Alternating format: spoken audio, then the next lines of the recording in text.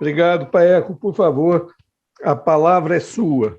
Bom, muito obrigado. É um prazer estar aqui com vocês de novo, agora de forma remota, né? Algumas vezes eu fui aí pessoalmente conversar com vocês. Remotamente tem esse problema que a gente não se vê, não se fala, tem muitos amigos aqui presentes, mas não posso abraçá-los, mas a gente pode conversar do mesmo modo, né? Então, bom, o que eu vou falar aqui, o que eu gosto de falar, que eu sei falar, é sobre os cenários eleitorais no Brasil e aqui no nosso estado, né? Mas, antes disso, eu queria fazer uma breve introdução sobre o tema bolsonarismo e bolsonaristas e bolsonarismo no país. Porque o que eu escuto sempre, vejo sempre as pessoas falar, esses caras. Outro dia mesmo uma dona de restaurante falou isso, todos os bolsonaristas são desqualificados, né? Deu grande repercussão na mídia social, mas, então, isso é uma coisa que é uma base que a gente tem que conversar antes, porque senão fica tudo muito difícil entender o que está acontecendo nesse nosso país.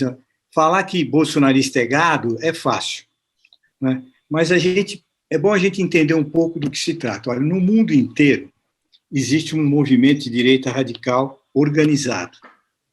Eles têm uma visão de mundo, eles têm muitas correntes divergentes entre elas e tal, mas eles têm, no geral, eles estão dentro do mesmo campo da direita radical e eles têm alguns princípios, né? O mais importante deles é que eles querem que uma mudança estrutural no sistema de governança geral. As instituições democráticas precisam ser reformuladas, porque elas não servem mais para a manutenção, segundo a opinião deles, de uma sociedade baseada em valores religiosos e moralmente adequados. A gente pode resumir em Deus, pátria, família e liberdade. Eles nasceram e se criaram nas redes sociais e, portanto, eles têm uma enorme habilidade de se movimentar nesse espaço, né? E eles têm uma ação diária, certo? Eles são antissistema, eles querem reconstruir, né, eles querem reconstruir a sociedade segundo a sua visão de mundo. E a gente tem no mundo inteiro isso, a gente tem lá o Erdogan, tem o cara da Hungria, enfim, tem um conjunto tem o Trump, enfim. Todas essas pessoas, não que elas defendam exatamente isso, mas ela tem esse pano de fundo que é poderoso, né, e que organiza e sedimenta um grupo de pessoas em torno de uma visão de mundo e de uma ação política. O que acontece é o seguinte, você tem uma visão de mundo, quem sabe isso sempre teve na história da humanidade, sempre teve as pessoas que gostariam de conservar os valores, né, de uma determinada sociedade, que não querem mudança e tal, sempre teve. Agora, existem momentos históricos em que você consegue uma base social muito grande para esse tipo de visão de mundo, né? E esse momento no mundo, né, quando você tem uma grande mudança no sistema de produção, né, e nos valores de uma sociedade,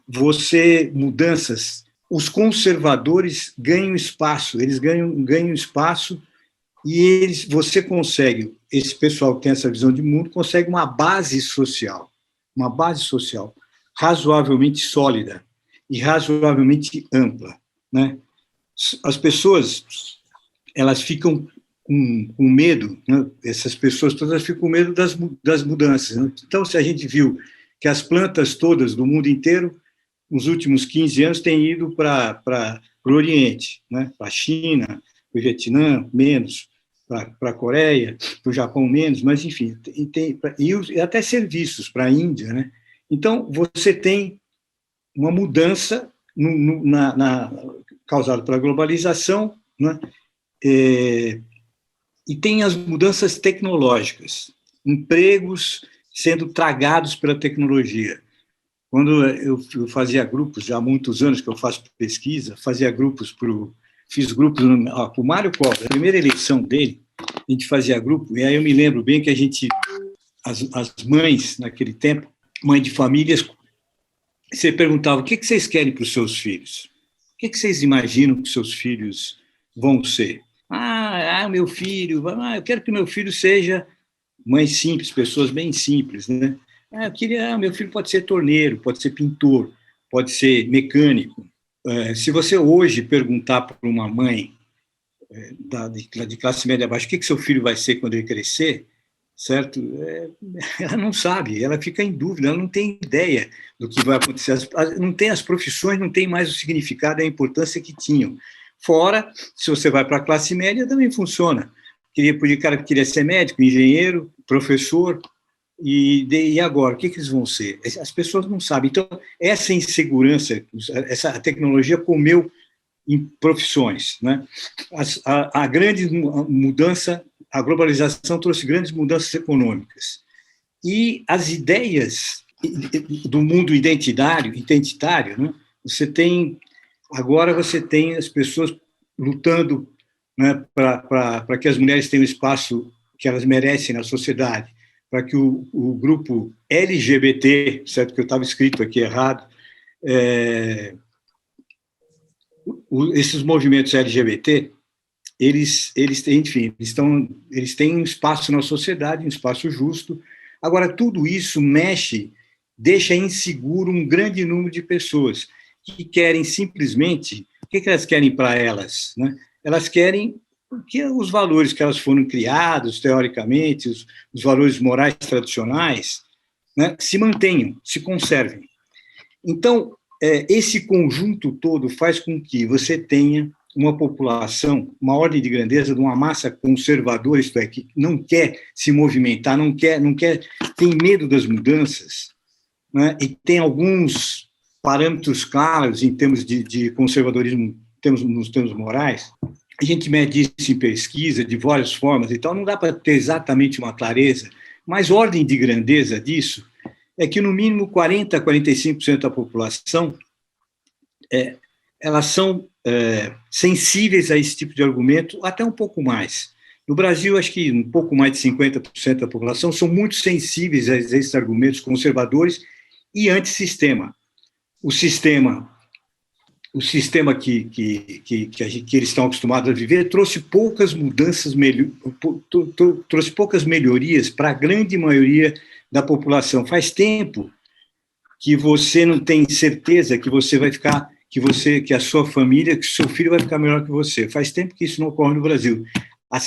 Essa mobilidade, essa certeza que era possível melhorar de vida e que meu filho vai ser melhor do que eu, que é uma coisa que dá a ideia do futuro, uma coisa mais segura no futuro, também está desaparecendo. Então, e a culpa de quem é isso? A culpa é de um sistema que está aí, que não resolve a minha vida, que as coisas não andam, essa desesperança. Então, existe, portanto, uma base conservadora. As pessoas, a gente precisa entender que quando o sujeito é bolsonarista, é Bolsonaro, é trumpista no Brasil, enfim, é conservador no mundo inteiro, isso daí não se trata simplesmente de um sujeito ser mau caráter, ser burro, ser ignorante, ser estúpido, não.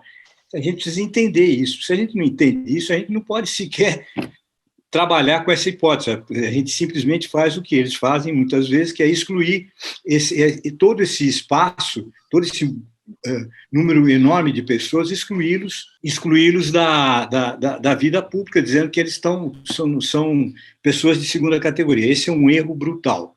Se a gente não entende isso, a gente não vai entender o que está acontecendo nesse país, e em parte no mundo. Então, visto essa primeira visão, que eu acho importante para a gente ter um espaço mais sólido para conversar, vamos ver os cenários eleitorais, né? Primeiro, vamos pensar no Brasil, né? O que a gente está vendo no Brasil. Existem muitas pesquisas e muitos players e tal. Eu vou mostrar para vocês aqui. Nós vamos utilizar o agregador do 360. Né? As pesquisas agregadas do 360. Pode pôr.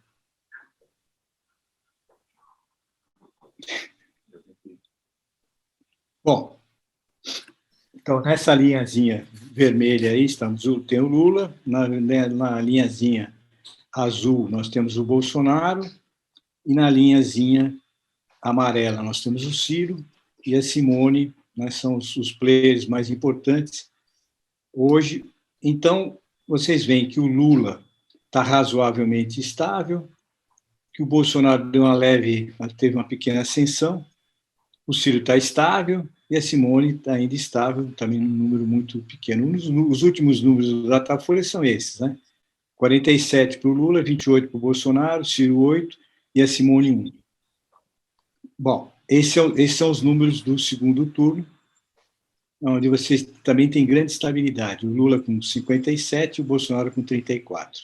Então, esse é o quadro, um quadro que todo mundo sabe, todo mundo já viu, né? E agora nós vamos saber o seguinte, o que é dinâmico, o que vai, quem sabe, faça mudar esse quadro, né? Esse quadro, ele está, como vocês viram, está, mas tem alguns fatores que podem alterar esse quadro até o começo da eleição e até efetivamente o dia da eleição, né? Antigamente se falava assim, olha, o que importa, realmente o que é mais importante para você fazer para você ter alguma coisa que influa no final da eleição, que agregue pessoas e tal, era as famosas coligações partidárias e o tempo na TV. Isso era uma coisa, um fator decisivo. Os partidos e os candidatos perdiam boa parte do tempo tentando montar essas alianças que fossem capazes de gerar tempo na televisão, né? Basicamente tempo na televisão. A televisão era muito importante, ela chegou a ter 2 meses de veiculação, depois foi reduzindo esse tempo, mas era muito importante. Esse fator hoje a gente pode descartar depois da última eleição presidencial, onde o Geraldo Alckmin tinha exatamente isso e não pagou o placê, como se dizia antigamente. Ele ficou naqueles números bem abaixo de 10 pontos, enfim, isso não foi nem um pouco decisivo. Bom, alianças políticas são importantes? Elas são importantes, mas não são decisivas. Elas são importantes porque elas agregam pessoas, e tanto aqui nos estados, né, apesar de todas as dificuldades que o Brasil tem hoje de fazer uma unidade partidária, um partido ser absolutamente capaz de eleger, de ter em todos os estados as coligações iguais, perfeitas, que ajudem o seu partido e os partidos coligados para governador. Isso no Brasil é bem difícil, né? Mas de todo modo, no Brasil, o PT, de algum modo, consegue algum tipo os seus coligados, algum tipo de unidade, os outros partidos menos, mas esse não é mais um fator decisivo, né, para você mudar o quadro eleitoral. O que são os fatores que a gente pode levar em consideração? Um deles é se o sujeito é capaz de fazer uma campanha bem estruturada, se ele tem uma estratégia coerente e se ele tem capacidade de entregar. O que é capacidade de entregar? Capacidade de entregar é a capacidade que o sujeito tem de fazer com que a sua mensagem chegue no eleitor. Isso é a capacidade de entrega, né? Antigamente você tinha um grande canal de distribuição dessas ideias, que era a televisão, e você tinha como secundário os panfletos, os santinhos e o material impresso, né? E também tinha os muros que a gente se pintava por aí e tal. Hoje, a capacidade de entrega, existe uma força brutal nas mídias sociais e uma força também importante, mas não tão mais importante, que a televisão, como agregadora das ideias, capaz de centralizar as ideias, de mostrar as ideias, as principais ideias, os principais pontos para o conjunto da sociedade. E você tem que ter estratégia, né? Então, agora vamos ver o Bolsonaro. O que o Bolsonaro? O Bolsonaro tem estratégia, né? Sim, o Bolsonaro tem estratégia. O Bolsonaro, você já viu alguma vez o Bolsonaro sair fora do script básico dele, que é Deus, família, liberdade, pátria e contra o sistema? Nunca, né, gente? Podem pensar que vocês vão ver, ele tem uma visão de mundo, que evidentemente a grande maioria não, mais de 56%, 57% da população discorda, mas, ou pelo menos do que ele entrega como presidente, eles discordam, mas ele tem uma visão estratégica, ele tem a capacidade de entregar os seus produtos, o que ele pensa, o que ele e a sua visão e, as suas realizações através das redes sociais. O Lula tem uma estratégia hoje clara, né? Ele tem os pilares dele, que são basicamente: eu vou defender os mais pobres e a vida de vocês era melhor no tempo em que eu era presidente, só eu sou capaz de levá-los de novo a esse patamar, né? Ele, então, está basicamente mantendo essa estratégia. Ele está, de algum modo, ele não está fazendo exatamente, não está tendo um programa, está um programa bem mais à esquerda do que desejam os seus aliados, alguns dos seus aliados mais ao centro. Está fazendo uma campanha basicamente para tornar mais aguerridos os seus e unidos e aguerridos a sua base mais nuclear, né? Ele, na sua rede social, não tem a mesma força, ele pede para o Bolsonaro, mas a rede social dele tem uma capacidade enorme de defender exatamente no seu espaço, no espaço deles mesmos, no espaço lulista e petista, eles têm a capacidade de defesa alta. Em resumo, ambos têm estratégia e capacidade de entrega.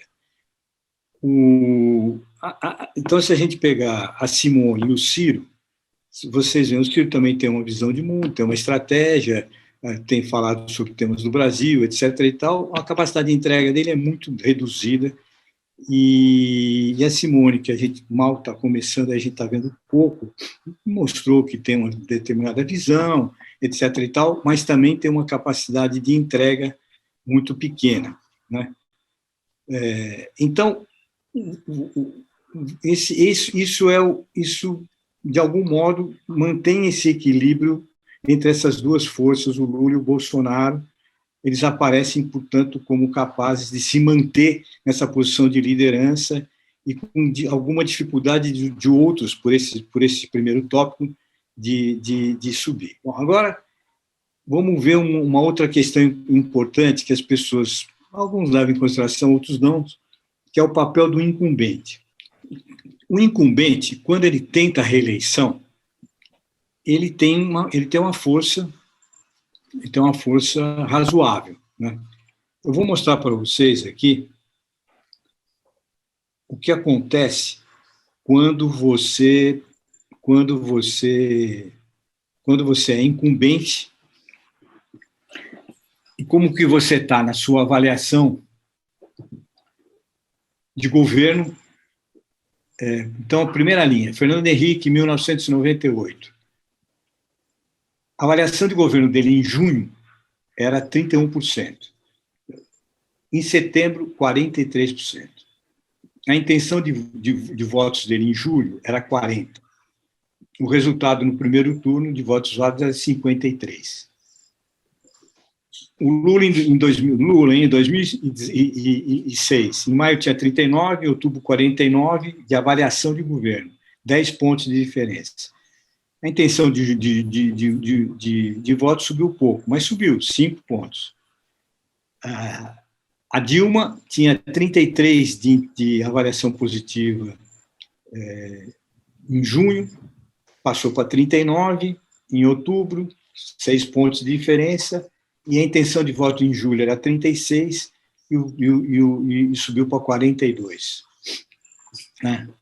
Depois vem o Estado, depois a gente mostra. Né? E, então, a gente pode olhar com clareza que o incumbente tem uma força a mais. O incumbente é capaz de melhorar os seus índices de avaliação e de melhorar a sua intenção de voto nesse período que nós estamos vendo agora, né? Entre maio e junho, um pouco julho que a gente viu aí, até outubro, a intenção de voto melhora e a avaliação de governo melhora, uma mais ou menos decorrente da outra. Por que acontece isso? Isso acontece por uma razão, por algumas razões. A primeira delas é que o incumbente na legislação brasileira impede que corretamente, eu creio, que o nome do do incumbente, do governante, esteja associada na propaganda de governo, né? Você não pode, antes do período eleitoral, você pode mostrar as obras, mas você não associa isso ao nome do cidadão, do governante, cidadão governante. Então, quando você começa o programa eleitoral, você associa o nome do governante às ações que ele fez. E também, muitas vezes, quase sempre, o que você é capaz de mostrar de ação concreta de um governo no período eleitoral é muito maior do que as pessoas entendiam que aquele governo teria feito, né? Então, mesmo no caso do Bolsonaro, né, aliás, até no caso do Bolsonaro, a grande maioria da população não tem a menor ideia do que ele fez, né? Ele tem colocado algumas coisas aí na internet, mas muito pouco, alguma coisa também nos programas nas campanhas que alguns ministérios têm feito, mas mesmo isso, isso não está diretamente associado ao nome dele, e se vocês pensarem, não, o governo Bolsonaro não fez nada, esse cara não fez nada, então, todo mundo acha isso, nós todos aqui achamos isso, mas a verdade é que ele vai achar muita coisa que ele fez associando ao nome dele e às ações que ele realizou. Então, isso vai dar algum impacto, sempre, pelo menos a gente viu que historicamente dá algum impacto na percepção da população, o que ajuda a avaliar o seu governo positivamente e ajuda a melhorar a sua intenção de voto. Hoje, quando você vê esse último Datafolha, aí você fala, bom, o Bolsonaro está nas cordas, ele não tem a menor chance de ir a algum lugar, só tem má notícias, né? A barbaridade que aconteceu com o Bruno e com o Dom, agora, mais recentemente, a prisão do ex-ministro da Educação, Milton, o preço dos combustíveis, da Petrobras, né? Agora, a gente tem que entender que, quando você olha esses períodos todos, quer dizer, todos os governantes, você vê que, nesse momento, em algum momento antes da eleição, às vezes eles estão realmente num momento muito baixo, né? Só que a opinião pública é uma gangorra, né? Ela tem uma baixa, sobe, tem uma baixa, sobe. Não dá para você imaginar que o que nós estamos vendo agora, que essa é a tendência natural do ser humano, o que está acontecendo naquele momento vai acontecer até o fim. Não é bem assim.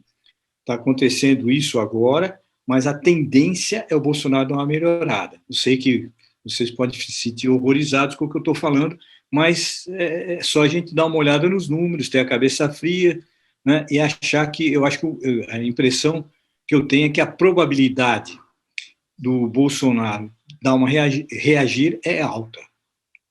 É alta. Aconteceu com os seus antecessores, então eu acho que o Bolsonaro deve subir no decorrer da eleição. Não vejo por que não. Então, o Lula deve manter os seus números, né? Ele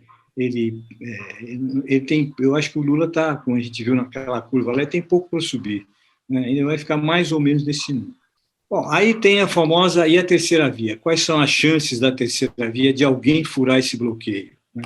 Então, é engraçado que, recentemente, eu não sou um cientista político, vocês sabem, eu sou um homem de pesquisa, comunicação, mas eu, enfim, dou umas tacadas, leio um pouquinho e tal, e vejo algumas coisas, converso com os amigos, aí, então, o pessoal que estudou ciência política, todos conhecem o Maurice Duverger, que em 1951 ele fez uma teoria dizendo que até 5 vagas, quando existem até 5 vagas uma só, cinco concorrentes a uma só vaga, a probabilidade, a tendência é a polarização entre dois, né?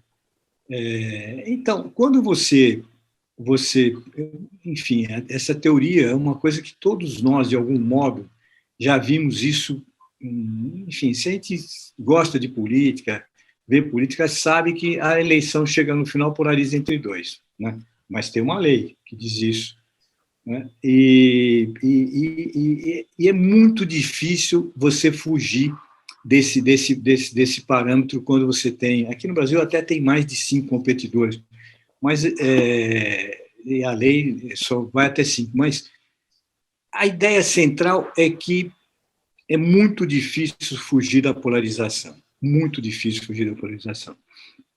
Existem exemplos que isso ocorreu? Existem exemplos. Eu me lembro bem de um dia, chegou no meu escritório para fazer uma pesquisa, o candidato a prefeito de Atibaia, ele falou para mim assim, como é que está a sua vida? Eu falei, tem dois aí, os dois lá, candidatos, brigando muito lá, estão brigando loucamente. Eu estou correndo por fora e tal, o que você acha? Eu falei, é o seguinte, às vezes acontece isso. Atibaia é uma cidade que tem 30 mil, 20 mil lares. Se você, de hoje, era mais ou menos nessa época, se você passar todos os dias até a eleição, batendo de porta em porta, vendendo seu peixe, e se os dois caras brigarem muito, é possível, existe uma possibilidade pequena, mas existe uma possibilidade que eles se encham muito da briga e você suba e cresça e apareça e ganhe a eleição. E aconteceu exatamente isso, né? Aconteceu exatamente isso. Mas é uma coisa rara, né? O Brizola também uma vez se elegeu. Moreira Franco era governador, ele era vice, virou governador. A Sandra Cavalcante saiu na frente, eles começaram a brigar muito, o Brizola correu por fora e ganhou. Ele conta sempre essa história, olha, a gente vai devagarzinho, dá a volta e chega lá. Agora, isso são exemplos raros, né? A grande maioria dos casos é a polarização dominar o cenário político eleitoral, né? No caso das eleições majoritárias de uma só vaga, né? Para Senado são duas, em alguns casos. Para governador e presidente, uma só vaga. É muito difícil. E também é difícil porque outro fator que dificulta muito a ascensão da terceira via é que você tem, no caso do Lula e do PT, o PT tem mais ou menos, em algumas pesquisas, quase 20%, o PT de pessoas que acreditam de preferência partidária. Só o PT tem, né? E em algumas pesquisas 19%, outras mais ou menos, ordem de grandeza 20%. E, como eu disse no começo dessa nossa conversa aqui, o Bolsonaro também tem uma base sólida. Ele também tem uma base sólida. E aí você tem um piso mínimo para cada um deles de 20 pontos, ordem de grandeza. Então, é muito difícil alguém romper isso. Então, as dificuldades da terceira via são enormes, né? São enormes. Então, a grande probabilidade é o Lula vencer a eleição. Vencer a eleição no primeiro e no segundo turno. A probabilidade dele vencer no primeiro turno, visto no olhar com os números de hoje, é absolutamente tranquila, né? Mas, como eu disse para vocês, a expectativa baseada no histórico de todas as eleições é o Bolsonaro subir. Resta saber o quanto isso vai achatar os outros concorrentes, né? No caso, tanto o Ciro, né? A Simone, tem o Janine, enfim, quanto que isso vai achatar? Não dá para ter uma previsão absolutamente correta. O que dá para perceber pela história é que, normalmente, essas pessoas, o grupo de concorrentes menores, quando tem a polarização, no Brasil, quase sempre todas as eleições deu ordem de grandeza pouco mais de 10%. Então, resta saber se o Bolsonaro vai subir, na minha opinião, vai subir, se ele vai conseguir ou não tirar essa diferença de 10% ou algo como isso. Então, não dá para ter uma certeza absoluta. A minha expectativa é que exista segundo turno. Essa é a minha expectativa. Porque eu acho que eu acredito muito na força que o incumbente tem de crescer. Bom, então, acho que, basicamente, existe também, se fala sempre muito, não, mas existem os nem, são muito fortes no Brasil, tem muita gente que não quer nem Bolsonaro, nem Lula. É verdade isso, certo? Existe uma ordem de grandeza de 30%, um pouco menos de pessoas que, entre 30 e 35, conforme a pesquisa, conforme o jeito que se pergunta e tal, que dizem que não querem nem. Mas a verdade é que esses nenéns também, eles não se sabe exatamente para onde eles vão. Então, não vamos nos esquecer que entre esses nenéns, no Brasil, 30% da população, historicamente, ou vota nulo, ou branco, ou se abstém. Então, que parte desses 30, e as pessoas que são neném, geralmente são as pessoas menos entusiasmadas, que não pensaram, que não têm um voto espontâneo, decidido, que não, enfim, são as pessoas mais facilmente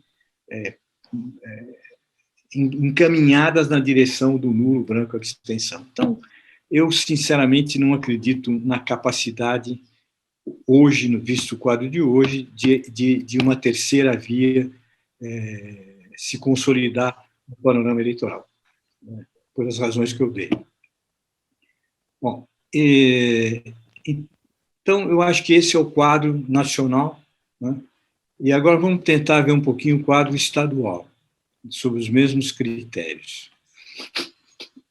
Também vamos pegar o agregador de 360, e aí nós temos o Haddad, o Márcio, o Tarcísio e o Rodrigo. Né? Tem sim o Márcio, né? Tem. O Márcio está com 14, né? Tem menos do que. Mas é a linha azul. Não, eu sei. Aí nós temos a linha, o Haddad na linha vermelha, 27, o Márcio, 14, o Tarcísio, 17 e o Rodrigo, 11. Né? Esse é o quadro. As últimas notícias que se tem é que o Márcio sairá e vai compor o Senado na chapa do Haddad. Eu acho a probabilidade maior. Então, nós temos, na realidade, 3 concorrentes, o Haddad com 27, o Tarcísio com 17 e o Rodrigo com 11. Então, vamos pensar, vamos pensar as mesmas coisas que a gente pensou em termos nacionais, a base da análise, para ver o que vai acontecer. Capacidade de estratégia e de entrega. Se a gente pegar o Haddad, ele tem estratégia, tem capacidade de entrega, ele tem uma base do PT que vai ajudá-lo, ele tem uma estratégia clara, ele também vai na linha do eu vou melhorar a vida dos mais pobres, né? Ele tem um histórico para isso, ele tem uma marca poderosa que é a educação. Então, existe esse caminho. O Tarcísio, muita gente se surpreendeu com esse número do Tarcísio, 17, 18, 16, 15% de intenção de voto, não sendo de São Paulo, tendo acabado de chegar no cenário estadual, né? Mas isso é exatamente a capacidade de entrega que o bolsonarismo tem através das suas redes sociais. Né? A gente faz pesquisa, a gente faz grupo, conversa com as pessoas, e aí você vê que o Tarcísio, para esse grupo de pessoas, ele chegou para essas pessoas via WhatsApp, enviado por um amigo, por um parente, portanto, ele chegou próximo. Né? Ele não é uma pessoa para a grande maioria da população, é totalmente distante. Mas para as pessoas que chegaram e receberam uma informação via WhatsApp da família, ele acabou ficando próximo. E a capacidade de entrega, né, isto é, de fazer com que a mensagem que eu tenha chegue no eleitor, baseado nessa rede social, em tudo aquilo que eu já falei. Então, o Tarcísio tem isso, e com isso ele conseguiu esse ponto. Né? O Márcio é o menos favorecido nesse quesito, tem menos chance, possivelmente ele, que é um político realmente bastante experiente, esperto, sabe que as chances dele são pequenas. Eu acho que o caminho dele natural será ir para o Senado na chapa junto com a Haddad. O Rodrigo tem capacidade de entrega, ele tem estratégia, ele tem uma coisa bem clara para dizer: eu sou governador, as coisas com São Paulo andou para frente, São Paulo tem uma série de vantagens, estrada, FATEC, ETEC, poupa-tempo, etc. e tal, tudo isso vai continuar bem na minha mão. isso tudo vai continuar bem na minha mão, e a vida de vocês vai continuar melhorando a partir do que o nosso Estado vai continuar mantendo isso e tal. Essa é a ideia central dele. Ele tem capacidade de entrega mais reduzida do que o Tarcísio e que o Haddad, né? Ele não tem uma mídia social forte, ele vai depender, em grande parte, do impacto que as relações políticas dele e a televisão sejam capazes de espalhar suas ideias. Entretanto, também o Rodrigo... Agora vamos ver a questão incumbente, né? O que aconteceu em São Paulo, a mesma avaliação. Covas, em 98, em março, tinha de avaliação de governo 24, chegou em dezembro em 38, 14 pontos de diferença. O Alckmin tinha 38 em fevereiro, em outubro tinha 45, em 2002. Em 2014, ele tinha de avaliação 41, e aí foi pouco, subiu pouco, já era bem alta, foi para 48. Do mesmo modo, a intenção de votos no primeiro turno do Covas, aquela eleição super difícil, que ele era incumbente, que ele acabou ganhando do Maluf nos últimos 4 dias, mas mesmo assim, ele subiu de 18 para 23, foi para o segundo turno contra a Marta, no Photoshop, uma linguagem do passado. Photoshop, vocês sabem, né? O pessoal de mais de 50 sabe. Mais de 60, hein? Intenção de votos do Alckmin em agosto era 24%, né? Veja só, chegou a 38% nos votos válidos na eleição de 2002. E em 2014 foi a eleição mais fácil para ele, mesmo assim subiu de 54 para 57. Então, o incumbente, no caso o Rodrigo, tem a chance de crescer sendo incumbente, né? Porque ele vai mostrar o que ele fez e vai associar o nome dele ao que o governo realiza. Ele não é conhecido, se torna conhecido, enfim. O incumbente faz com que o Rodrigo entre no jogo, né? Entre no jogo. Se ele não fosse incumbente, ele estava na mesma situação do Márcio e dos outros da terceira via. Sendo incumbente, ele entra no jogo. Basta a gente ver também o exemplo do Márcio nas últimas eleições para governador. Agora, a lei da polarização, ela vai valer também aqui. Vão ser 2 candidatos. O Haddad versus um azul, né? A escolha do governador, isso é uma coisa que a gente acompanha há muito tempo nas pesquisas, a escolha para governador, ela se dá, e para presidente, e para os proporcionais, ela se dá sempre na seguinte ordem. Em primeiro lugar, o cara decide presidente, né?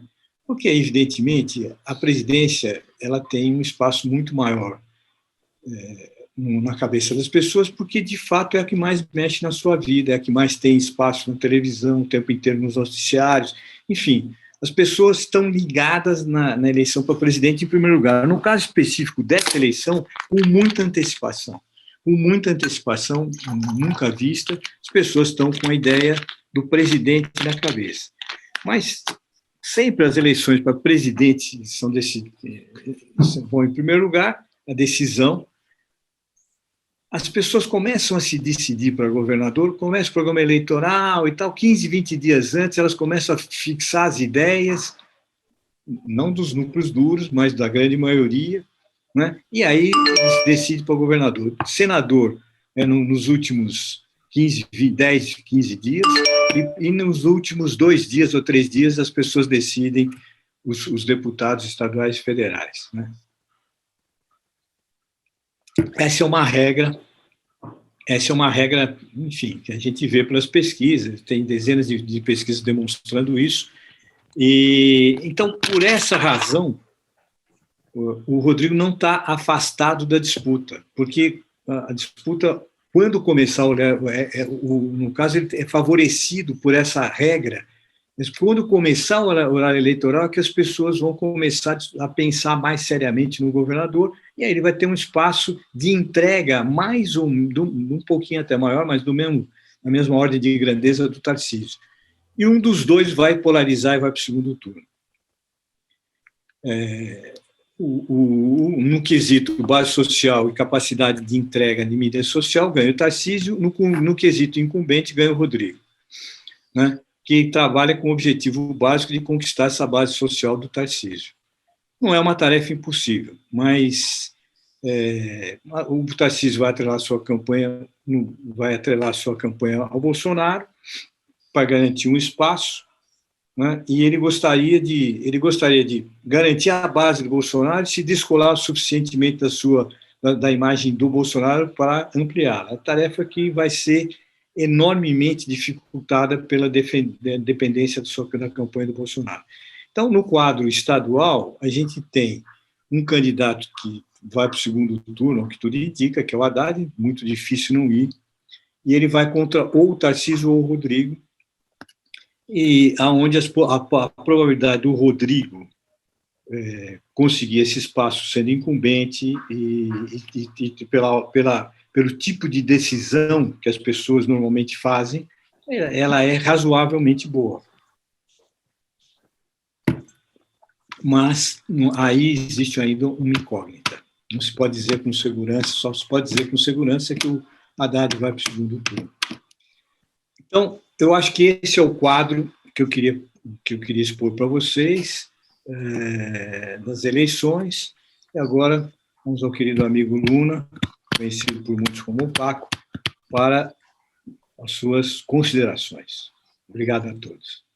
Muito obrigado, Paeco. Foi excelente a sua apresentação, inclusive com informações de ontem, muito atuais.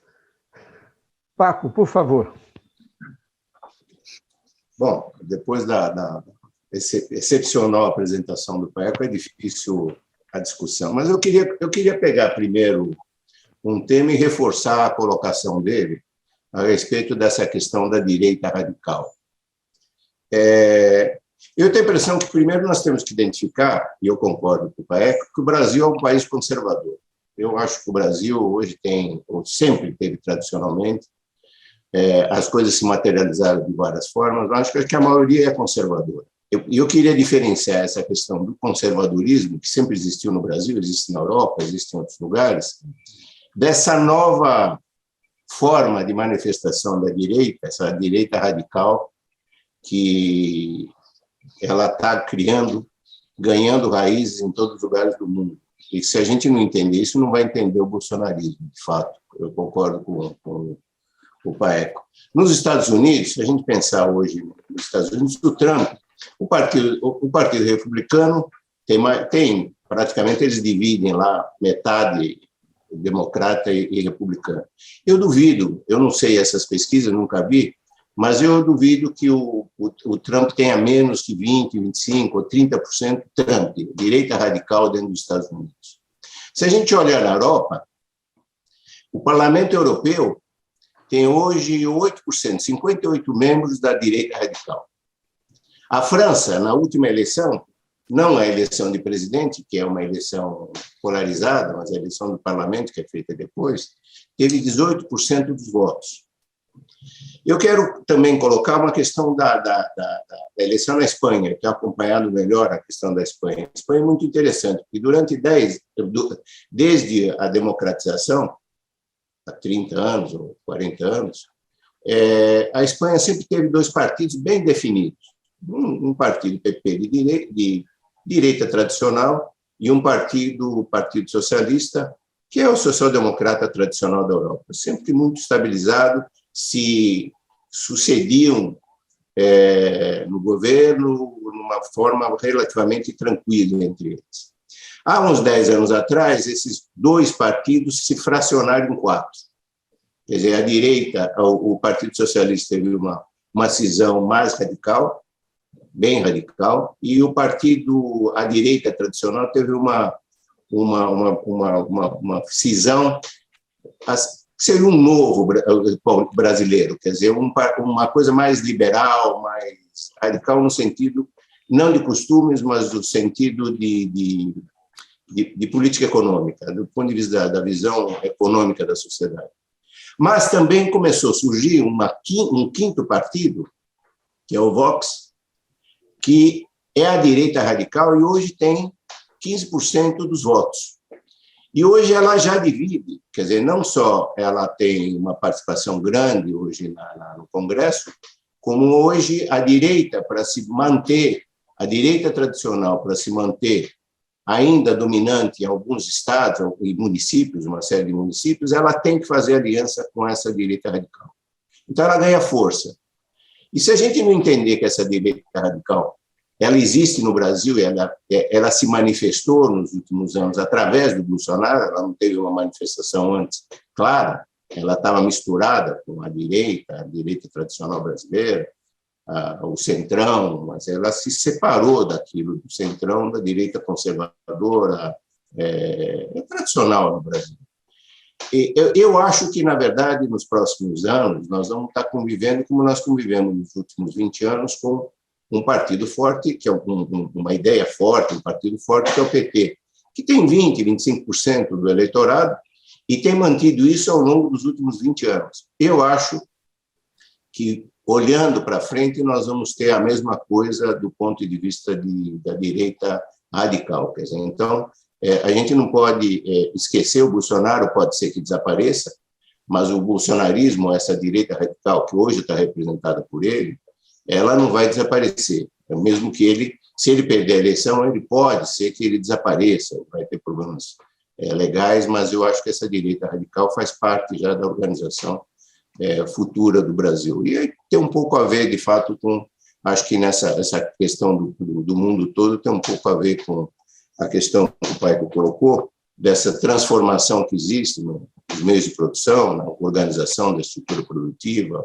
no caso europeu, a questão da imigração, aqui no caso brasileiro, essa questão da ascensão social, a gente olha aquela apresentação do livro que eu fiz, quer dizer, de fato, desde a nossa geração, acho que nós somos representantes da última geração que teve uma ascensão social, uma mobilidade social vertical muito forte.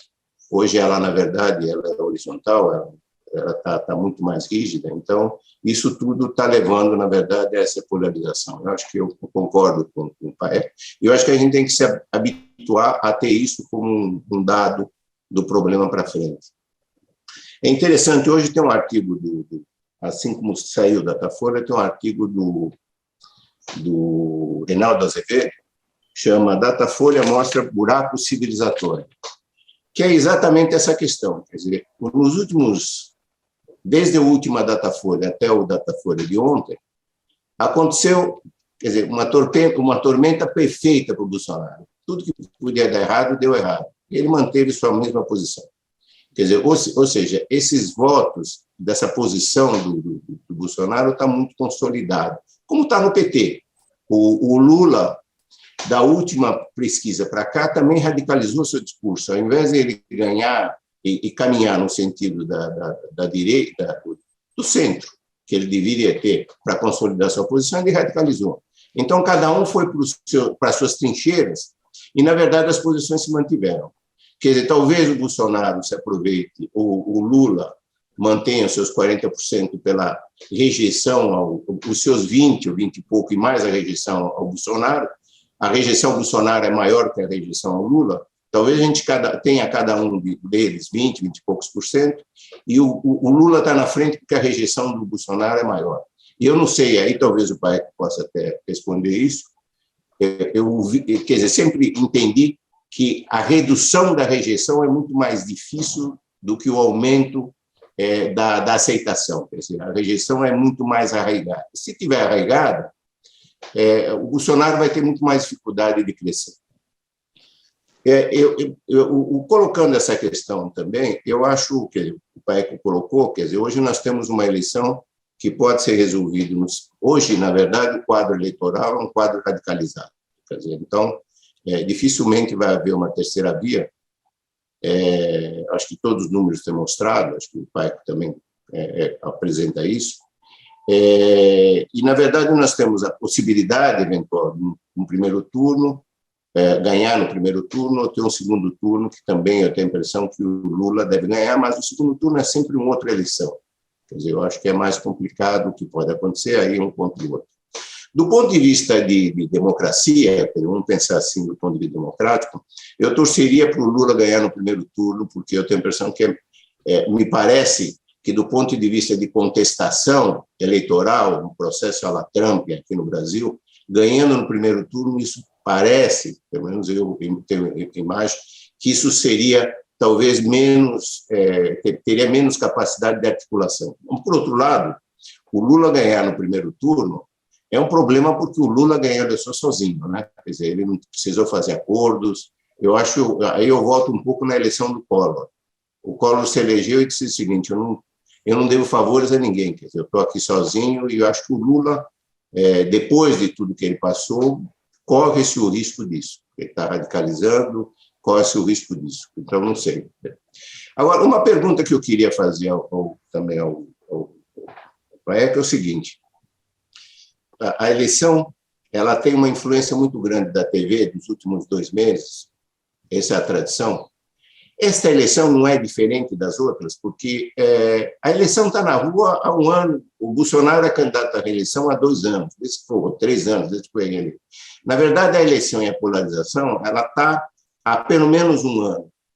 Essa polarização ela não vai substituir as redes sociais, tudo isso não vai substituir até certo ponto a influência que a TV possa ter, como teve em outras eleições. Quer dizer, será que não é uma eleição um pouco diferente? Como foi a do ano passado, foi uma eleição diferente, a facada, o surgimento do Bolsonaro, mas será que essa daqui, nós nunca tivemos um candidato, uma polarização entre dois tão cedo e tão marcante, tão extremada, quer dizer, mesmo quando a gente tinha um PT e PSDB, nunca teve essa radicalização, nunca teve essa polarização tão grande. Havia outros candidatos, havia umas vamos chamar uma terceira, outros candidatos potenciais, e agora, na verdade, não existiu. Nós estamos, na verdade, em 2 candidatos, e ela já está na eleição.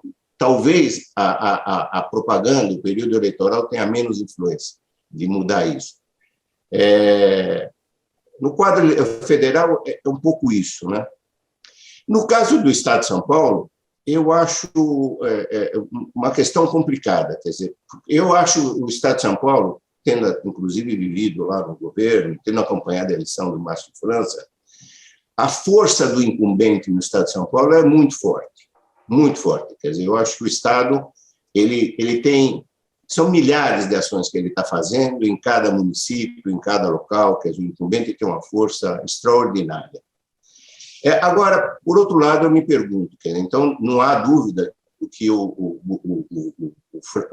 Rodrigo vai crescer como cresceu o França, que é diferente da situação dos outros, do Covas, do Alckmin, porque o Covas já era governador, ele já era conhecido. O Alckmin já tinha sido assumido o governo um tempo bem anterior, não foi o período de 9 meses. Então, eles eram governadores conhecidos. Então, ele tinha a força do incumbente e ele tinha a força do conhecimento. O Rodrigo vai ter que ser um pouco parecido com o França. Ele vai ter que ser primeiro mostrado que ele existe. Agora, eu me pergunto um pouco a questão do voto no interior, né? Quer dizer, o voto no interior é muito conservador, mais conservador que na capital. A eleição, como você mesmo coloca, Paico, a eleição ela está polarizada e as pessoas vão primeiro decidir pelo presidente. Então, quando decidirem pelo presidente, faltando 1 mês, 2, algum tempo antes da eleição, nós vamos ter uma eleição muito polarizada. Ela não vai influenciar muito, mesmo com a questão do incumbente, com a força do incumbente, não vai forçar muito, não vai ter muita influência na polarização entre Tarcísio e Haddad? Essa é uma pergunta. Me parece que isso aqui talvez tenha uma força maior. Por outro lado, o interior está muito dividido, né? O governo do Estado sempre tem muita força no interior, mas aqui nós temos uma questão estranha, porque, por exemplo, o Alckmin, que teve sempre um prestígio no interior, está pelo lado do PT. O PSD, que tem uma força grande, tem capilaridade nas associações comerciais e que influencia, está do lado do Bolsonaro. O AFIF, até nós conversamos ontem, o AFIF está fazendo um programa de governo dele e o PSD, o Kassab, está dizendo que vai apoiá-lo aqui em São Paulo. Existe também uma questão interessante que, desde o governo Lula, isso eu vi quando fui secretário, desde o governo Lula, existe uma coisa interessante que é o governo Lula, desde que começou como presidente, eles sempre tentaram passar por cima do Estado e chegar direto nos municípios. Na tradição anterior, de modo geral, as ações federais passavam pelo Estado. Hoje elas passam direto, quer dizer, o governo Lula fez muito isso. Para os grandes municípios, vale mais a pena hoje ser amigo, entre aspas, do governo federal do que do governo do Estado. Acho que a capacidade do governo federal entregar recursos nos municípios, principalmente municípios grandes, que têm capacidade de articular demandas, é muito grande. Essas emendas de parlamentares também devem estar chegando, isso eu não conheço qual é o efeito, mas deve estar chegando muito forte em grandes municípios. Então, acho que essa questão também da eleição em São Paulo, eu tenho a impressão que é uma eleição um pouco atípica, né? Quer dizer, nós temos um incumbente desconhecido, num estado, uma capacidade muito grande de entrega por parte desse incumbente. A polarização não passa por ele, quer dizer, era diferente de uma polarização que passava pelo PSDB e PT, agora passa, na verdade, a margem o PSDB não está nos incumbentes, não está na polarização, é um terceiro aí, quer dizer, na verdade, ele é como se fosse a terceira via, né? Ele representa a terceira via no governo federal, sendo candidato aqui. É mais difícil de crescer, né?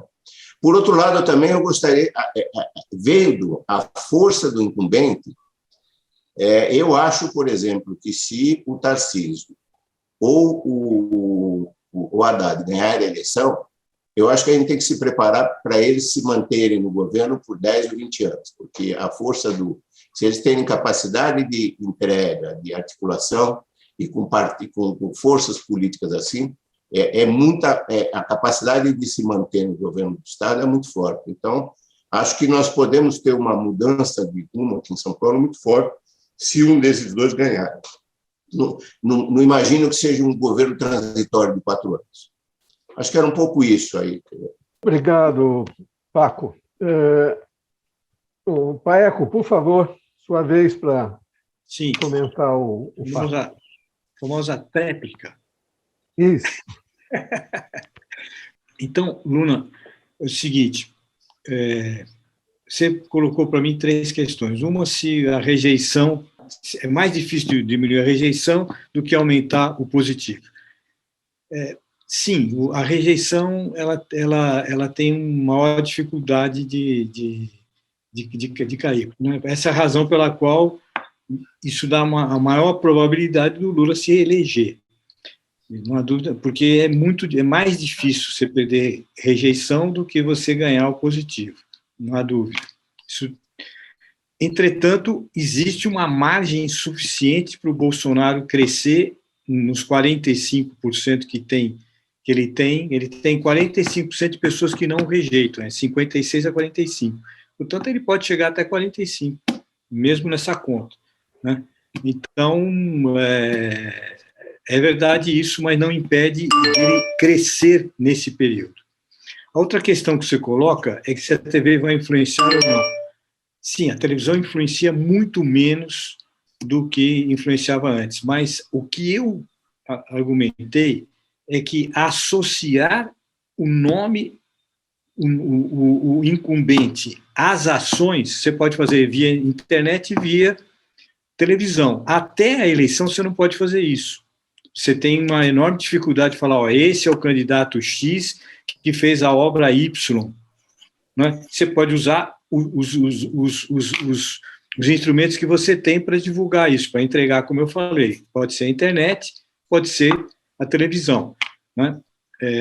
Então, isso de todo modo continua funcionando a favor do incumbente o fato de iniciar o período eleitoral e dele associar o nome dele, a marca dele, às ações que o incumbente realizou. Vale tanto para a internet quanto para a televisão, nesse esforço de comunicação que se faz.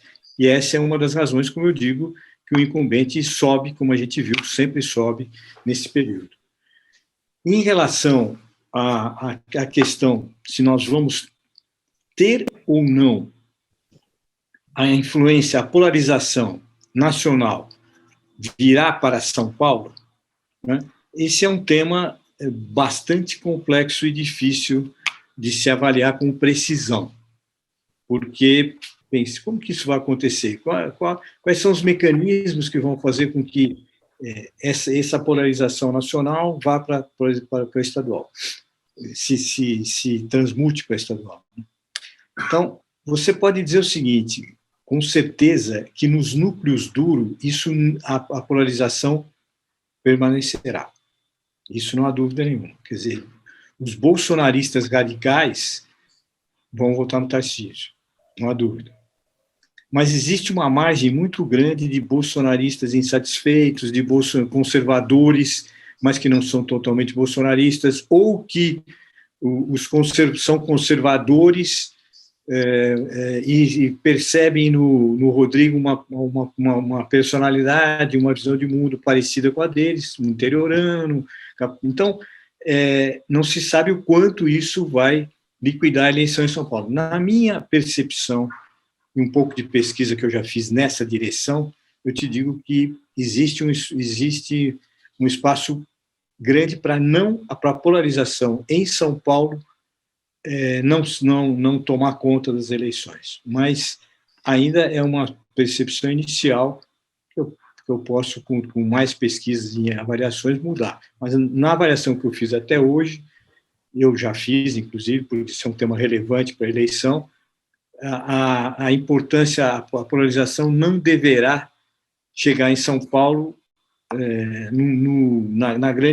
na maioria. No núcleo duro, sim, entre 10%, 12%, 13%, tanto dos lulistas quanto dos bolsonaristas. No caso do Lula, Bolsonaro, Lula, Haddad, esse casamento é muito forte e ele dificilmente vai se desfazer. No caso do Tarcísio ou Rodrigo, aí você tem um espaço de mutação que não se sabe, não se pode perceber com clareza hoje, mas existe.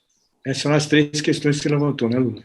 Não são essas. Para mim, estou satisfeito. Acho que não deixar aí o debate. Então, seguindo o nosso roteiro, agora vocês vão ser desmutados e poderão se inscrever, e eu vou anotar as 3 primeiras inscrições, vou transformar em perguntas para o Paeco e para o Paco.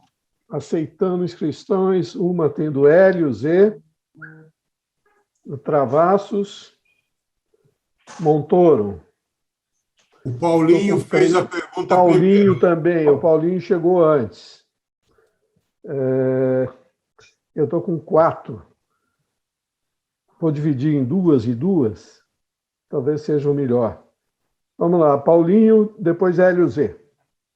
Bom, primeiro eu quero elogiar a exposição do Paeco, mas, Paeco, tem uma coisa que eu mais aqui, para mim, foi mais útil de tudo. Foi a tua explicação do bolsonarismo. Foi a primeira vez que eu vi uma coisa simples, sintética, sem aquelas teorias de ciência política, de sociologia, de não sei o quê, psicologia. Você deu um quadro para mim, você fundamentou. Eu te agradeço, né? Especialmente por essa clareza. Mas tem uma pergunta que eu quero te fazer, que eu vou cair numa tecnicalidade. Porque, por WhatsApp, né, eu recebi um comentário, eu não lembro mais, a gente está ficando velho, eu não lembro mais o nome, mas é um rapaz jovem criticando, obviamente, bolsonarista, criticando todas essas pesquisas que dão uma enorme superioridade para o Lula, dizendo que, se você olhar os microdados, isso você não sustenta os resultados finais. E ele deu como exemplo a Paraíba. Ele falou, na Paraíba, você só tem, na amostra da Quaest de abril, você só tem dados de 2 municípios que somam 80 mil habitantes, onde o Haddad ganhou em 2018 com 70% dos votos. E não tem nenhuma, né, entrevista de João Pessoa, que tem 800 mil habitantes, onde o Bolsonaro ganhou do Haddad. E, portanto, ele jogou uma pena, né, jogou uma casca de banana nessa superioridade. Faz sentido isso que o cara está falando? Quer dizer, é verdade que os microdados não estão disponíveis? É verdade que eles não sustentam essa superioridade do Lula? Eu respondo direto ou eu aguardo a Pode segunda? responder. Vamos ouvir a do Hélio Z. Do Hélio Z. Nós agrupamos Hélio Zilberstein. Hélio, por favor, a gente faz um bloco de 2 perguntas, lembra-se? Minha pergunta é bem pontual. Naqueles quadros que você mostra a importância do incumbente, a minha pergunta é: será que você não está superestimando? Por que eu estou perguntando isso? Porque você compara a intenção de voto na pesquisa com o voto, a proporção dos votos válidos na votação. O denominador não é o mesmo nas duas coisas. É verdade. Na intenção de voto estão os indecisos, estão todos os outros, né? Então, se você depurar a intenção de voto, a proporção de aprovação vai crescer. E, portanto, o efeito do incumbente vai ser menor.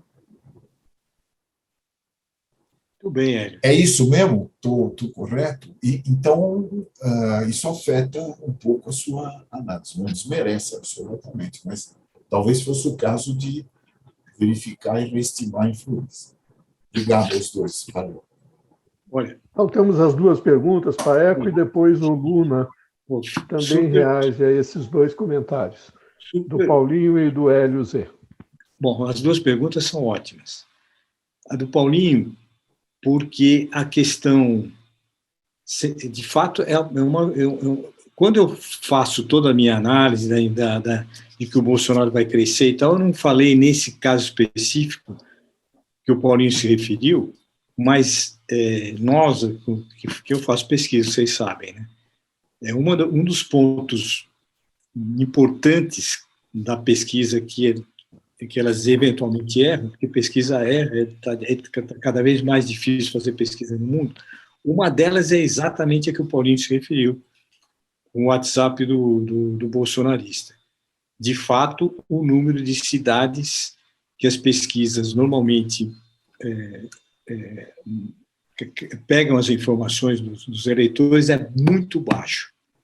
A história disso é simples. As pesquisas começaram a ser feitas na face a face, e quando você faz uma pesquisa face a face no Brasil, você não consegue chegar nos pequenos municípios, numa proporção muito pequena, não dá. Quando se faz por telefone, as pessoas também acabam utilizando o mesmo tipo de amostra, com poucas cidades pequenas. E nas cidades pequenas, o incumbente tem uma enorme força. O incumbente tem muita força, até o Lula se referiu a isso. A força do Estado nacional em cidades, não no Estado de São Paulo, no Estado de São Paulo é o inverso. No Estado de São Paulo, as cidades menores têm o governo do Estado tem grande importância. Subindo de São Paulo para cima, as cidades pequenas dependem do governo federal. Dependem, ponto. Do governo federal. Então, cidades acima de 20 mil, de abaixo de 50 mil habitantes, o governo federal tem uma enorme presença. E ela é pouco pesquisada. Então, recentemente, em São Paulo, eu fiz uma pesquisa com 400 municípios, né, dos 600 e pouco. Então, quando você não pega esse número lá embaixo das pesquisas, no número grande de municípios das pequenas cidades, sim, existe um gap. Sim, existe uma diferença. Quando eu faço, enfim, não dá para falar tudo aqui, eu poderia ter falado isso, mas o Paulinho, infelizmente, fez essa pergunta para dizer que, nas minhas análises, inclusive da avaliação do Bolsonaro, eu conto que ele tem um pouco mais de votos do que aparece no Datafolha exatamente pelas pequenas cidades. Exatamente pelas pequenas cidades. Isso, como o número total de pequenas cidades no Brasil, aliás, a proporção da população nas pequenas cidades é ordem de grandeza 20%. Enfim, ordem de grandeza, porque eu tenho os números, mas não, 20% do total da população, isso daí não muda a direção geral da pesquisa, mas se você for nas pequenas cidades, sobretudo mesmo do Nordeste, você vai ver que o bolsonarismo deve ser mais forte lá, deve ser mais forte. Não fiz a pesquisa, mas deve ser sim. Você respondeu as duas perguntas, entendi que de forma completa, então o Paco poderia reagir agora, Paco. Não, eu não tenho nada a respeito, são muito técnicas aí, nenhuma observação. Tá bem. Então, agora nós temos o Travassos e o Montoro. Travassos, por favor. Estou vendo vários colegas. Agradeço as análises do Prado Júnior. Não tenho a intimidade de chamar de Paeco, mas eu perguntaria aos dois palestrantes primeiro uma observação. A amostragem, quem fez estatística, eu estou vendo aqui que a Fava, a nossa professora de econometria, está presente, a amostragem é muito importante. Então, você pode, de certa forma, manipular um pouco, do seu jeito, a pesquisa, escolhendo os municípios em que você vai fazer a amostragem. Nós sabemos, isso aí, olha, eu não sou nem de direita nem de esquerda, mas nós sabemos que o Datafolha tem um viés de esquerda, desde a Folha de São Paulo, isso nós já sabemos. Então, é lógico que o pessoal escolhe. E depois, quando a eleição vai chegando, eles vão se aproximando do resultado que talvez dê para não ficar muito incoerente. Mas a pergunta básica que eu gostaria de fazer ao professor Prado Júnior é o seguinte: questão dos recursos.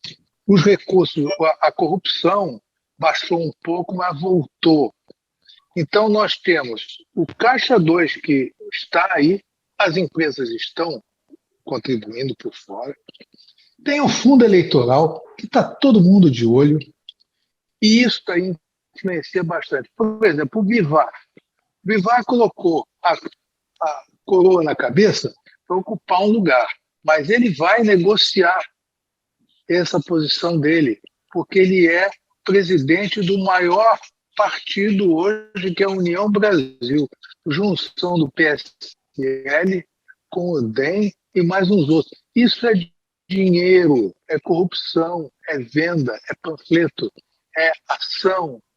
E um dos lados vai desequilibrar a balança. Eu gostaria que o professor Prado Júnior e o professor Luna colocassem esse ingrediente na análise. A questão da corrupção, do compra de prefeitos e influência dos recursos, do dinheiro nas eleições. Obrigado. Obrigado, Travassos. André Montoro. Bom dia a todos. Eu gostaria de levantar um ponto a respeito das eleições, especialmente para o presidente. Eu acho, do meu ponto de vista, e tenho falado isso há mais de 2 anos, que eu acho que a probabilidade de golpe no Brasil sempre foi mínima. Não que o Bolsonaro não queira, ou bolsonaristas não queiram, mas a probabilidade me parece muito pequena, sempre foi muito pequena. E explico isso no sentido de que o que caracteriza um sistema autoritário é a centralização de poder na mão de algumas pessoas, a centralização do poder. E foi assim no regime militar brasileiro, que talvez no início tenha sido um movimento civil-militar, o Adhemar de Barros, o Lacerda, Magalhães Pinto, os governadores dos maiores estados estavam apoiando, e havia imprensa apoiando, e para mim o regime militar começou com a centralização do poder dado pelo ato institucional número 2, e se fechou totalmente, se consolidou no ato institucional número 5, onde todo o poder acabou sendo centralizado na mão do Executivo Federal.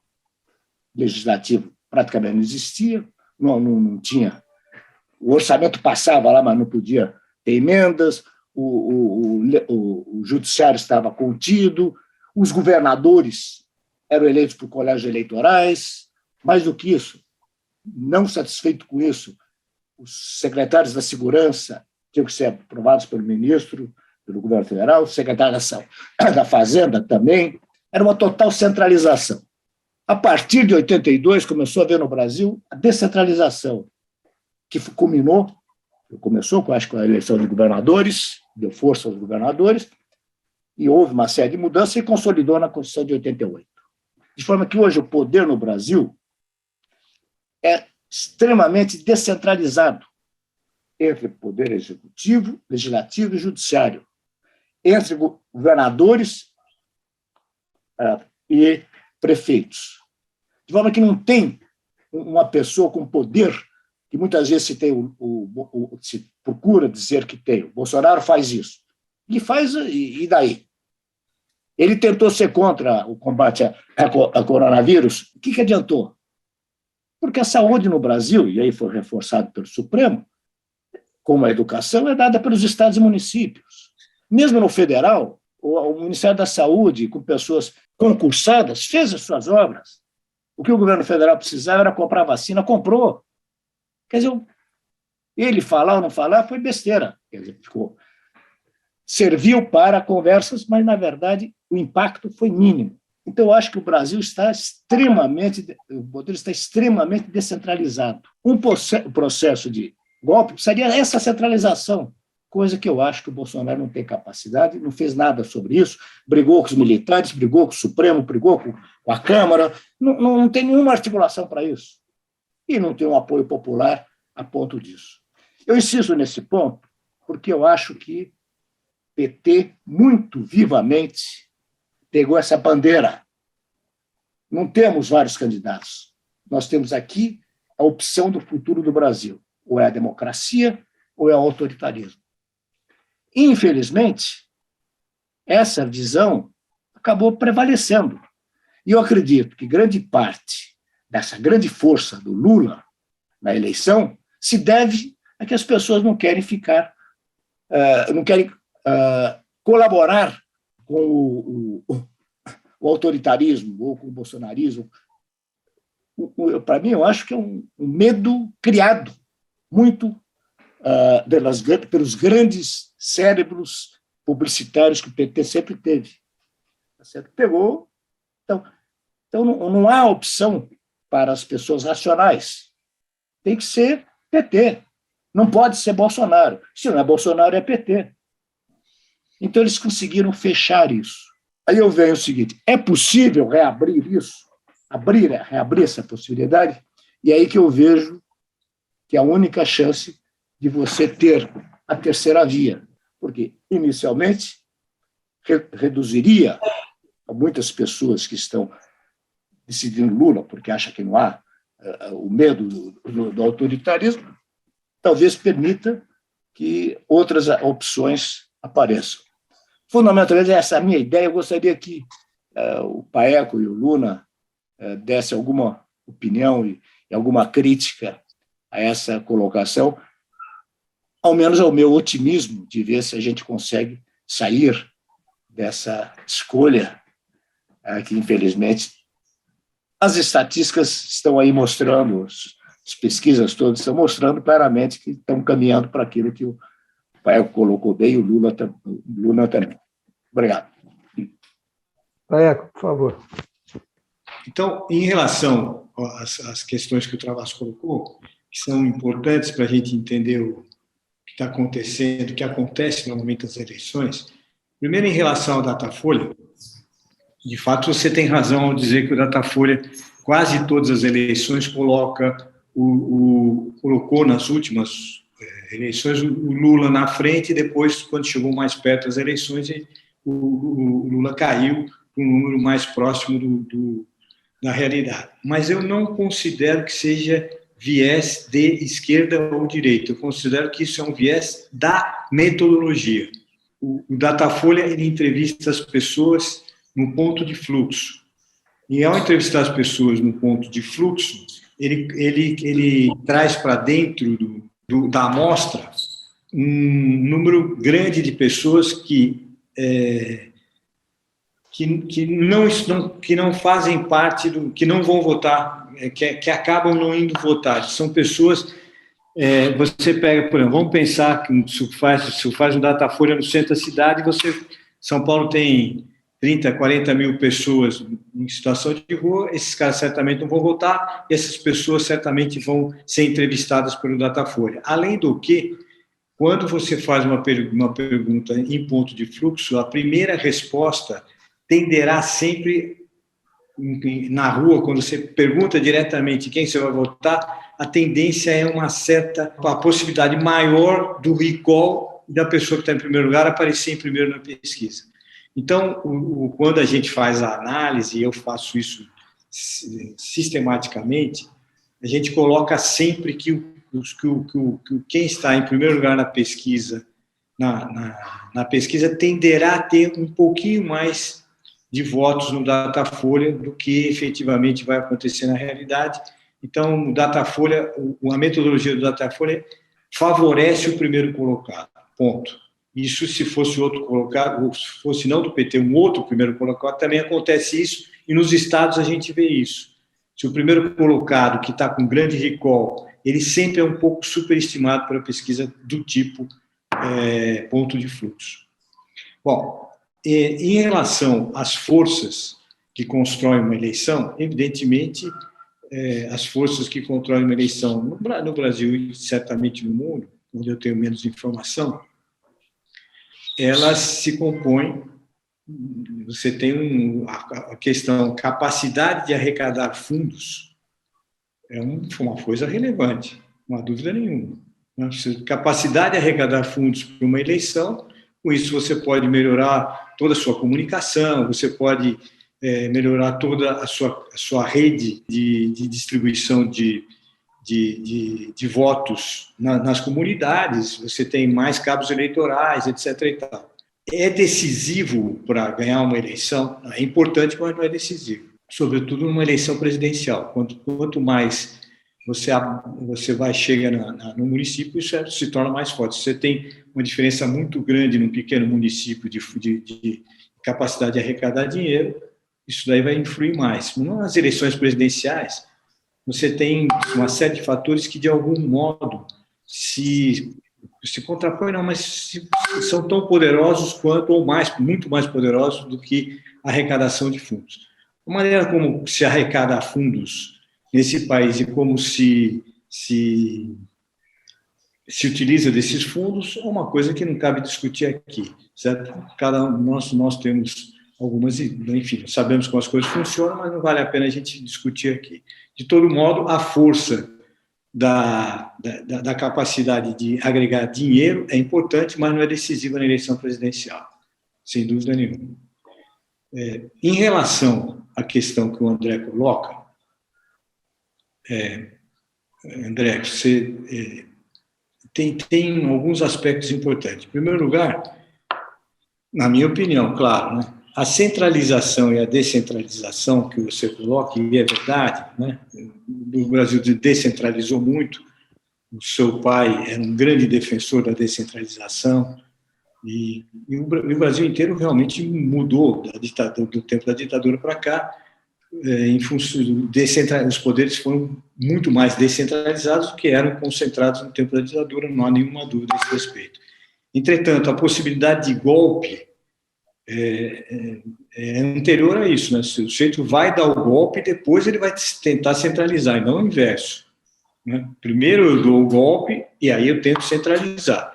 Então, a tua tese é que, dando o golpe, fica impossível mantê-lo em função das forças como estão distribuídas. Mas a possibilidade de dar o golpe é anterior a isso. Eu posso dar um golpe para tentar centralizar e não conseguir, certo? Tentar o golpe. Tentar o golpe. Tentar o golpe. Eu posso até dar, porque para dar o golpe eu não preciso da centralização. Não, estou dizendo o seu argumento. Eu não estou dizendo o que vai acontecer. É que a descentralização existe, é um fato. Eu posso dar um golpe e tentar centralizar, certo? Depois eu posso não conseguir, porque as forças no conjunto da sociedade são de tal ordem que impeçam isso. Mas para tentar o golpe e até efetivamente efetuá-lo, a questão da descentralização pesa pouco. pesa a capacidade, a correlação de forças para eu dar ou não um golpe, do ponto de vista do argumento. Em relação a como as pessoas... Eu faço muita pesquisa, você sabe, né, André? A questão da polarização... Algum tempo. Do golpe, etc. e tal, ela funciona num espaço muito pequeno da sociedade. Uma parte da população pensa assim, mas é pequena relativamente. Quando você vai e você fala com o seu José e com a Dona Maria, o seu José e a Dona Maria estão querendo que a vida dele melhore, né? E estão vendo a inflação e tal, estão votando no Lula porque a vida deles foi melhor naquele tempo. Não se trata de ideologia, de golpe, de direita, isso faz parte de um espaço muito pequeno da população. O voto hoje, né, qual que é a capacidade que um cara tem da terceira força, de uma terceira via, demonstrar que ele é capaz de melhorar a vida das pessoas, considerando que o Lula pode dizer facilmente, eu melhorei a sua vida, você comia carne e fazia churrasco, porque na Praia Grande, aqui em São Paulo, né, isso era do passado, cara, ninguém mais faz churrasco na Praia Grande hoje, mas você pode fazer um churrasco na sua casa, porque tem carne, e você pode até ir passear com a sua família, porque a gasolina era barata. Eu fiz isso. Essa é muito mais importante na eleição do que a questão ditadura ou não ditadura. O problema de uma terceira via é demonstrar para a população que ele é capaz de fazer isso. Ele está com poucos instrumentos. O Bolsonaro, por sua vez, pode mais facilmente dizer, como, aliás, eu escuto direto nas pesquisas, vocês podem se espantar, mas eu escuto nas pesquisas. Ontem, quando eu fiz uma pesquisa, o cara falou o seguinte, não teve tempo para governar, né? Agora vamos dar mais 4 anos para ele, vai governar e vai fazer as coisas funcionarem. Enfim, certo? O incumbente tem essa capacidade, ele está no poder, ele é capaz de construir coisas, etc. e tal. A ideia de que, de fato, você tem razão também quando diz que a questão central são as ideias e, portanto, o incumbente não vai ter um crescimento tão grande. De fato, não vai ter um crescimento tão grande, só diz que vai ter um crescimento ao associar o que ele fez, e aí tem coisas que mexem diretamente no bolso das pessoas, como o Auxílio Brasil, que não funciona a favor dele, mas na eleição, via redes sociais, ele vai poder dizer, eu fiz o Auxílio Brasil, eu. Não é o governo federal, eu fiz o Auxílio Brasil. Você está recebendo 400 e, eventualmente, agora 600 no seu bolso, porque eu dei para você, eu, Bolsonaro. Então, é isso que eu quero dizer, é você personalizar as ações de governo, mesmo inclusive as que mexem no bolso das pessoas. Então, é por isso que eu acho que ele sobe. Não vai ganhar a eleição por causa disso, mas sobe. É só isso que eu estava dizendo. Ok? Marco, você quer comentar? Eu só falar um pouco da questão do André. O ponto que me chamou a atenção é exatamente o que o Paeco colocou. Quer dizer, de fato, a centralização no golpe de 64 veio depois. Quer dizer, o governo era muito descentralizado naquele momento. Então, o golpe vem depois. Eu não acho, por exemplo, que haja ambiente. De fato, ambiente para um golpe tradicional, militar, como em 64, não me parece que haja ambiente. Mas eu fico pensando um pouco o seguinte, você pega 2 estados, a polícia faz greve, tem uma convulsão social, isso ele tem condições de fazer isso. A convulsão social pode levar um pouco a uma situação complicada de estabilidade.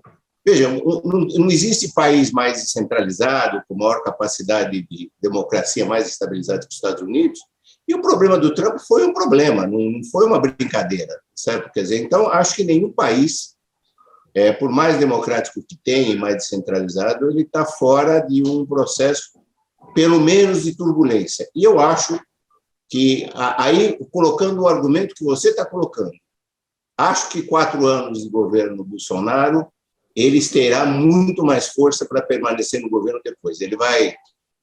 Ele pode ter uma representação grande no Senado, no Supremo, eles vão dar mais instrumentos para ele fazer a centralização maior. Quer dizer, eu tenho a impressão que ele não... E eu não acho também que as pessoas estão votando hoje no Lula ou no Bolsonaro, não estão votando no Lula por causa disso. Eu acho que é uma minoria. Mas, voltando um pouco da força do incumbente que o Paeco fala, na verdade, é a primeira eleição que nós temos um incumbente e outro ex. Quer dizer, assim como o Bolsonaro vai poder mostrar que ele fez, o Lula também vai poder mostrar. Bolsa Família foi ele que fez. Quer dizer, acho que são duas pessoas que têm o que mostrar, que têm de alguma forma uma história dentro do dia a dia da população que os outros não têm. Eu não consigo mais acreditar que hoje, qualquer que fosse o discurso democrático contra a questão do golpe, desmontar essa questão, pudesse reverter a eleição. Acho que é tarde para isso. Eu tenho a impressão que hoje o quadro dos dois indo para o segundo turno, tendo uma eleição resolvida no primeiro, indo os dois para o segundo turno, acho que é absolutamente irreversível. Eu não consigo ver esse quadro ser modificado. Obrigado, Paco. Eu tenho inscrito o Zé Pastore para fazer uma pergunta e eu queria dizer que o próximo apresentador, final de julho, será o próprio Zé Pastore, falando de empregos tragados pela tecnologia. Ele acabou de me mandar a mensagem. Então, nós vamos continuar com esse tema. E, desde já, Zé Pastore, por favor, faça a sua pergunta. Obrigado, Hélio. Eu acho que hoje nós tivemos uma manhã memorável aqui nos nossos seminários, né, com a apresentação do Paeco e os comentários do Luna e dos demais colegas. Como o Paeco mencionou no começo, nós temos dois candidatos populistas, né, na frente. E ele, ao mencionar isso, ele falou: o populismo está lastrado no mundo. E citou vários fatores determinantes. Um deles que ele citou é o estrago da tecnologia. Ele falou assim: empregos tragados pela tecnologia, dando uma certa insatisfação e um desencanto até às vezes até com o regime democrático. Eu gostaria de um comentário dele para expandir um pouquinho mais essa ideia, que é realmente aquela que nós vamos aprofundar na próxima reunião. A questão das profissões, né, tragadas, vamos pensar do ponto de vista estritamente da vivência normal das pessoas, como eu tentei mostrar ali. O problema todo, você pode ver do ponto de vista macro, da economia, dos movimentos e tal, mas vamos ver no micro, nas pessoas, nas famílias, né? Essa é a questão que, na minha opinião, atormenta boa parte das famílias do Brasil e do mundo, e que fazem com que elas se tornem conservadoras, que elas prefiram o passado ao futuro. Elas se sentem mais seguras no passado do que no futuro. O futuro para elas, como eu disse naquilo, porque também fiz muita pesquisa e tal, no passado, não muito longo, mas no tempo do Covas, portanto, 20 anos, um pouco mais de 20 anos para trás, que eu fiz uma série de pesquisas para ele, para saber qual era o espírito das ruas naquele momento. Então, você entrevistava a Dona Maria, o Sr. José, era claro para eles o futuro, eles tinham uma percepção clara. Existia uma indústria forte implantada, estou falando de São Paulo, né? Em São Paulo, então, o cara se tornar torneiro mecânico era uma possibilidade real. E tinha um emprego, um caminho para ele se tornar torneiro mecânico, e aquilo dava segurança para a Dona Maria. Dona Maria se sentia segura, porque o filho dela poderia ser torneiro mecânico. Ele podia fazer uma carreira na indústria. E ela sabia que, considerando a história, o que ela tinha, a pobreza relativa, o grau de instrução, as dificuldades, inclusive, muitas vezes, porque eles eram pardos ou negros, de chegar no mercado de trabalho, né? Ela tinha segurança que ele tinha um espaço, soldador, torneiro, né? Então, agora, a Dona Maria, quando você pergunta isso para ela, é uma interrogação total. Essa interrogação que está aberta, ela fica com medo, é nervosa, é tensa. Não tem, o sujeito é taxista hoje, fora os que são, isso é a Dona Maria pensando no futuro. E o sujeito que é taxista hoje, que tem o Uber automático aí sendo já testado no mundo, né? O cara é taxista e fala assim, meu Deus do céu, será que daqui a um tempo vai ter um carro automático e eu não vou poder guiar? O que vai ser da minha vida? Né? Os caras, muitas vezes você vai na televisão, o que acontece? E aí parece que daqui a 10 anos os carros serão automáticos, o Uber será automático, não vai precisar do motorista. Então, essa mudança toda, isso cria um clima de insegurança, né, que ajuda muito as pessoas se tornarem conservadoras na sociedade. Muito. Junto, é claro, com as mudanças de valores sociais e junto com o que eu já falei. Enfim, isso é uma coisa que atemoriza as pessoas de uma maneira grave, certo? Tem filmes, histórias, etc. e tal, mas eu vejo isso quando eu entrevisto as pessoas simples desse nosso estado, desse nosso país. Perfeito, nota 1000. Obrigado, Zé.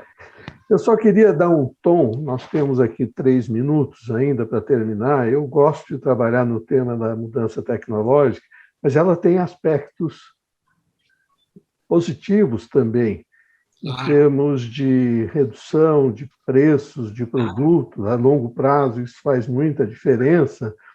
E eu me encanto também com os efeitos disruptivos, por exemplo, no processo eleitoral. O Paeco estava falando que saímos da televisão e fomos para as redes sociais, as mídias sociais. Isso nós estamos vendo aqui num horizonte curto de tempo. Quer dizer, em 4 anos, talvez menos, o jogo eleitoral mudou muito, as pessoas estão mais informadas também. Então, eu estou ansioso para ouvir a apresentação do Pastore, do Zé Pastore, agora em julho, porque ele vai explorar mais essa dimensão. Mas eu também vejo aspectos positivos na mudança tecnológica, que nos enriquece muito, que reduz muito o custo dos produtos, afinal, ela é isso. E eu concordo muito com o Paco, a nossa geração se beneficiou também de uma incorporação tecnológica muito forte no país, que facilitou a ascensão social da nossa turma, que se beneficiou muito disso. Nossos filhos têm muito mais dificuldade que nós para desenhar uma carreira com possibilidades de ascensão social significativa. Eu vi uma pesquisa que mostrava que a pergunta era feita: você com 30 anos, o que tinha de conquistado? E o que teus filhos, aos 30 anos, o que ela conquistou no horizonte dos Estados Unidos, mostra com imensa clareza que a nossa geração se beneficiou em relação à anterior e a próxima não tem as mesmas condições que nós. Mas, então, eu vou terminar aqui. Obrigado, colegas. Parabéns a todos. Isso. Um abraço. A próxima reunião, então, vai ser com a apresentação do Zé Pastore. Obrigado. Tchau, um abraço. Um abraço. Tchau, tchau.